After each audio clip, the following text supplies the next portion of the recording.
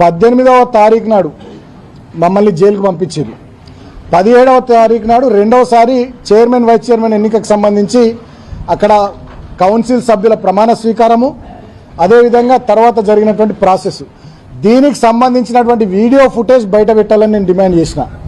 జిల్లా కలెక్టర్ కానీ, ఈ ఎన్నికల స్పెషల్ ఆఫీసర్ కానీ, స్టేట్ ఎలక్షన్ కమిషన్ కానీ ఇప్పటిదాకా ఆ వీడియో ఫుటేజ్ ఎందుకు మీరు బయట పెడతలేరు? మా మహిళా కౌన్సిలర్ల పట్ల దౌర్జన్యం చేసిన కాంగ్రెస్ కౌన్సిలర్ల మీద చర్యలు తీసుకోరా? వాళ్ళ మీద కేసులు పెట్టారా? ఎక్స్ అఫీషియో సభ్యుడిగా ఉన్నటువంటి వివేక్ గారు ఆ కౌన్సిల్ మీటింగ్లో లేచి ఉపన్యాసం ఇస్తున్నాడు, ఇది రూల్స్కు విరుద్ధం, మరి ఆయన మీద కేసు పెట్టారా?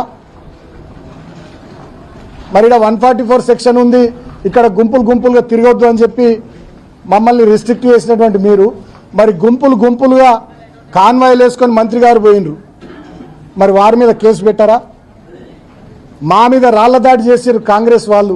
వీడియో ఫుటేజ్లు కూడా ఉన్నాయి, వీడియోస్ వచ్చినాయి మీ మీడియాలో, సోషల్ మీడియాలో విస్తృతంగా తిరుగుతున్నాయి. మరి కాంగ్రెస్ వాళ్ళ మీద కేసులు పెట్టారా? అంటే చట్టం కాంగ్రెస్ పార్టీకి చుట్టమైందా? చట్టం విశాఖ ఇండస్ట్రీస్కు, V6కు, వెలుగుకు, వివేక్కు చుట్టమైందా? ఈ ప్రాంతంలో అసలు పోలీసులు మీరు కాకి బట్టలు వేసుకున్నారా, కాంగ్రెస్ బట్టలు వేసుకున్నారా?